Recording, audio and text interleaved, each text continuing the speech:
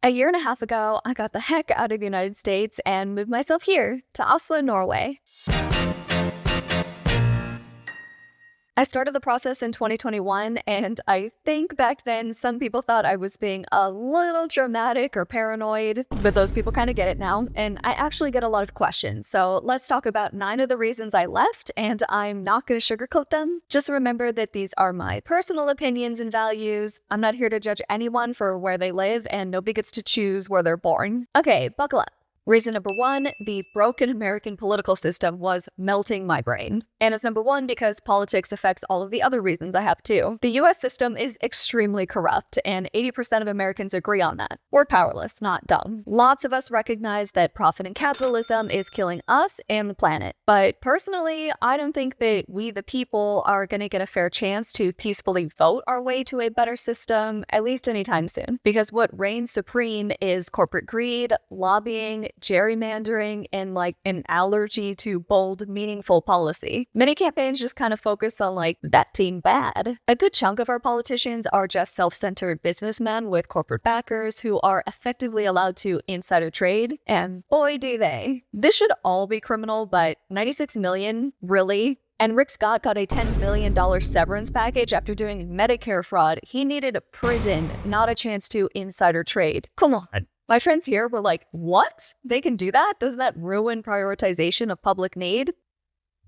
Yes. In Norway, it was a huge scandal when a politician's husband potentially did insider trading, because that shit should not be normal. What kind of system is this? Like many European countries, Norway operates on elected coalitions instead of a two-party winner-take-all system. It's not perfect, but it's a lot more representative with a wider array of voices and policies, on top of having an already strong system of regulating corporate nonsense and providing social safety nets. It's practical, it works. Give me that. Number 2, I want some healthcare. How does America not have free healthcare? Dude, I was paying $300 a month for bronze tier Kaiser health insurance. And on rare occasions I did go to the doctor, it was still so expensive. Most Americans don't have savings for a surprise $1,000 emergency expense, whether it's needing new tires or breaking your leg. 42% of bankruptcy filings are due to medical debt, even though 78% of those people had health insurance. Our healthcare costs too much, and the quality is not really worth it. And I know the US does have some of the best medical innovation in the world, but only the top wealthy elites get to actually tap into that. Isn't that worse that it's here, but just out of reach? That's why we rank so low on healthcare. The average American has poor access and outcomes, and bananas prescription costs. We spend twice as much as other countries for a worse life expectancy. Hello? I feel like socialized medicine was part of the political conversation a few years ago, but then just kind of disappeared. So I was like, this shit's not gonna happen here. Screw it. Norway, like much of the world, has universal healthcare. You do have to pay some small copay type fees, but once you've paid about $300 that year, everything's free after that. My insurance deductible was $7,000. I'm gonna scream.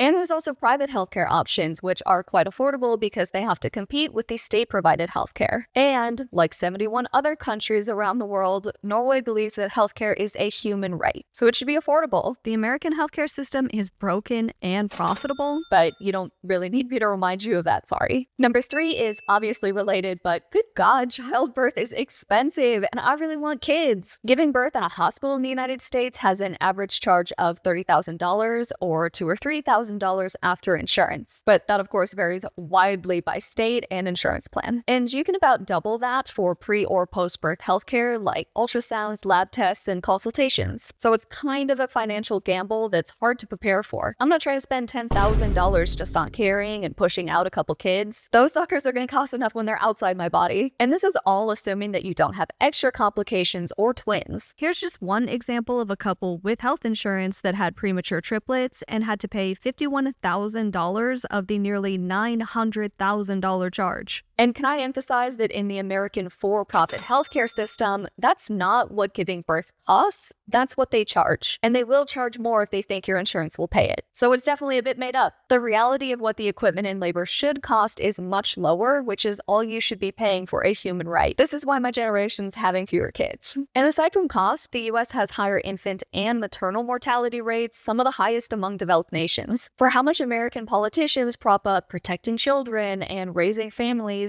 they kind of do fuck all to actually help us materially do that. Europeans are floored by these costs, and Norway especially is super good about supporting parents. My friends just had a kid. They spent 3 days in the hospital, which cost nothing, and 3 days in a nearby aftercare facility, which costs $30 for meals for the father and $30 for parking. And Norway has amazing parental leave for both moms and dads. In general, the mom's supposed to take at least 3 weeks off before giving birth, then both parents get 16 weeks off together, and then 15 weeks off each. That's 49 weeks, which of course also applies to same-sex parents and adoptive parents. There's also tons of social safety nets for kids and families beyond just childbirth. Like, parents get 10 days of paid time off if their kid is sick. I've never even thought of that. Reason number 4, I was so sick of driving. I just want to walk. But most American cities are just not made for pedestrians, and stuff's far away. It's not walkable and hardly even reachable by our shitty public transit system. From where I used to live in West Covina, it would have taken me at least an hour to walk to a grocery store. Taking a bus would typically take around 45 minutes because they just don't stop where I need to, and the one I needed only came every hour. Stuff's just made for cars. It's a similar story for most types of stores and activities because we don't really do mixed zoning. In most of America, it's something called Euclidean or single-use zoning where stuff is separated, so you have to drive to go do what you want. Less than 7% of the US population is located in walkable urban places, but people do want walkability, and some cities are trying to achieve that. And I totally get why. From my apartment in Oslo, it takes me about 4 minutes to get to 3 different grocery stores, and less than 10 minutes for a hardware store, pharmacy, pet store, gym, dentist, doctor, all my basic needs. And to be fair, I live in a more densely populated city, but this is pretty true across municipalities in Norway. Plus, Oslo is actively working to reduce street traffic and reprioritize pedestrians. Paris is like the front runner for this. Walking's good for my health, and it takes way less effort or energy than I thought it would. It also forces me to see my community, which I think is just good for social cohesion and empathy. I see all kinds of people: parents, babies, elderly, teens, people with disabilities, people speaking different languages. I think it's really good for my brain to actually see diversity exist and to feel like I'm part of a living, breathing world. This one's a banger for me. Walkable cities are 11 out of 10 in my book. Reason number 5, that elusive work-life balance. It's all about that grind set in America. It feels like literally everything revolves around work, and while I naturally have a very high work ethic, I don't want that to be like my entire identity or my entire value. American culture will work you to death, or at least into self-loathing or numbness, and I have too much existential dread for that. Americans are so underpaid and overworked, it's like work-life balance in this economy. No, I'm gonna need a whole different environment. Europeans in general have a better work-life balance statistically, but Norway ranks especially high. Labor unions are really strong, and the government serves to actually protect its working population. Full-time here is 37.5 hours, but the average number of actual hours worked is 34 hours a week. You legally get at least 21 paid vacation days, but most workplaces offer 25. And it blew my mind that burnout is treated as real, often with paid medical leave. You might also be thinking, oh, well, I bet they're really lazy then. But nope.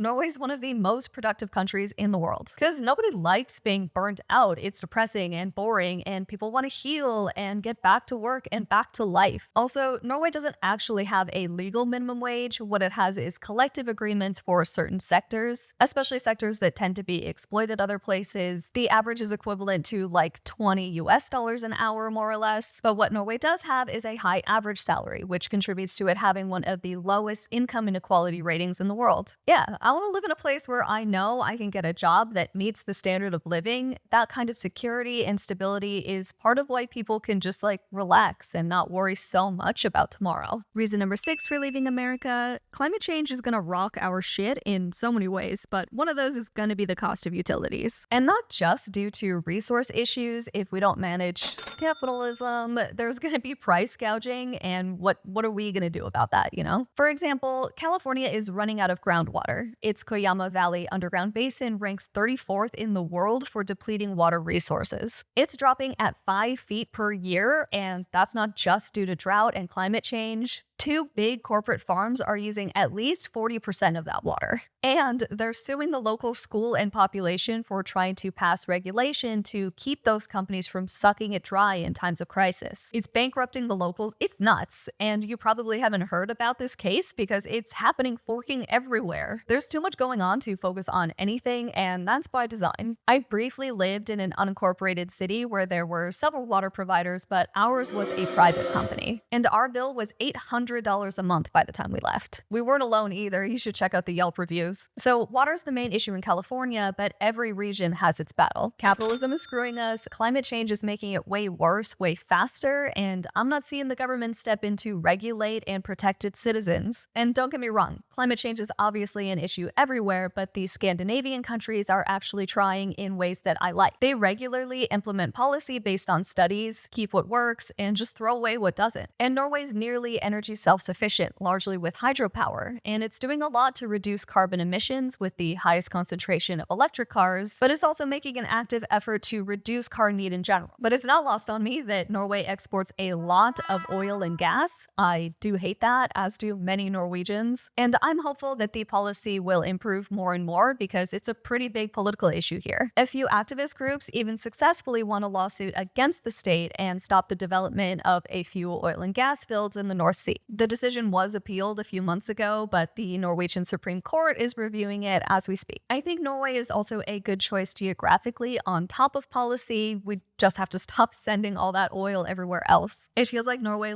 quit heroin, but then is still dealing it to the rest of the world.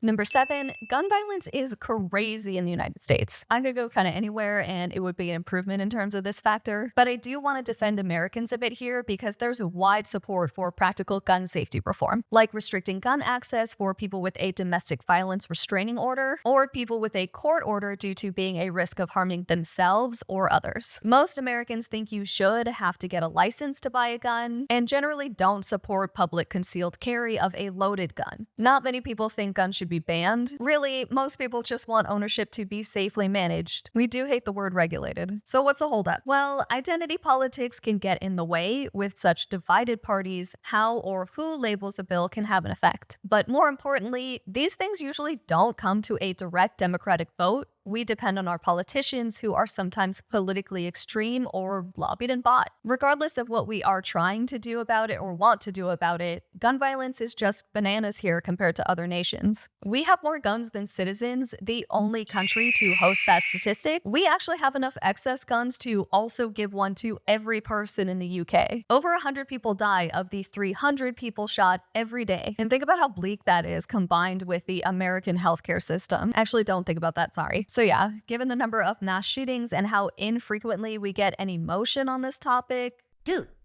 bail? Having bail.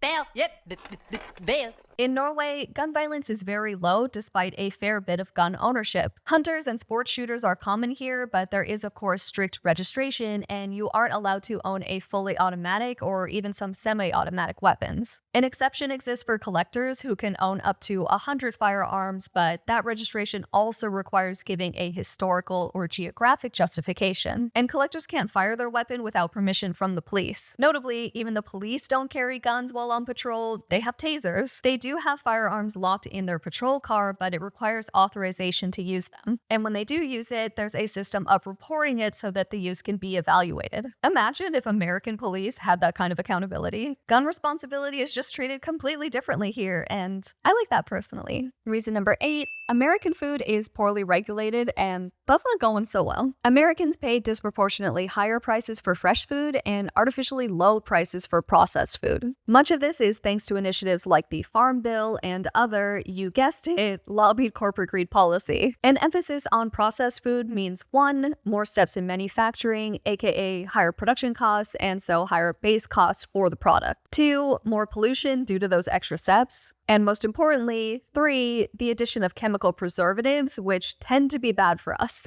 But we can't even know it for sure because most of them are introduced into our food without any approval or oversight because they can bypass the FDA through the GRAS exemption that lets companies self-declare what's safe. I bet they're totally gonna choose our safety over profit. See this video for more, but it'll really piss you off. Conversely, Europe bans a lot of harmful chemical additives. The same product that exists in the United States will have different ingredients in Europe, including fast food here, which is also fucked because that means that they can make the healthier version but choose not to in the States because it's easier and more profitable, especially for chemical and drug companies. So food's more regulated here, and Norway ranks third in the world for food security and first in food sustainability. I do really miss Pop-Tarts and Blasto Butter popcorn, but the options here are good for me. My last big motivator for moving is prisons, which might seem like a weird reason, but let me explain. Norway is kind of famous for its humane prison system, and America's kind of famous for its inhumane one. The US has the highest incarceration rate per capita among OECD nations, and is fifth in the world overall. It costs taxpayers, while the for-profit prison industry makes billions. Prisoners aren't taught how to reintegrate into society and contribute again to communities and the economy. No, they're here to suffer or to work. Some states pay wages as low as 8 cents per hour or solitary confinement if you refuse to work. 7 states don't have to pay their prisoners at all. Recidivism is high in America. That's the likelihood that someone goes back to prison again after release. So it's not just an immoral system, it's an ineffective one that serves to punish instead of reform. In the 90s, Norway had almost as high a recidivism rate as America, around 70%, but decided to do something about it. It overhauled the system to focus on rehabilitation. Instead of large, centralized jails, it uses a system of small community-based ones that emphasize keeping detainees close to their families and friends. Because relationships are a huge motivator for reform. The small prisons are very high security, but internally function more like isolated dorms, often with small facilities like a school, chapel, skills training, and counseling. Norwegian culture believes a criminal should lose their liberty, not their humanity, and incarceration is an opportunity to re-educate and teach new skills. The point of imprisonment should be reform, not punishment. And Norway's reconviction rate dropped to 25%, one of the lowest rates in the world. So it's not just a humane system, it's an effective one. So why do I care? Well, many criminals are victims of poverty, inequality, prejudice, or material circumstances they just couldn't find their way out of. I don't think that justifies crime, but I think it's easy to see how sometimes people get left behind. And if punishment worked, it would be working. What people need is help. I just think a humane prison system reflects a more positive and optimistic outlook of human nature in general, on our capacity to learn and grow and change. I think that you can tell a lot about a place by how it treats its worst citizens. Empathy, support, education, humanity.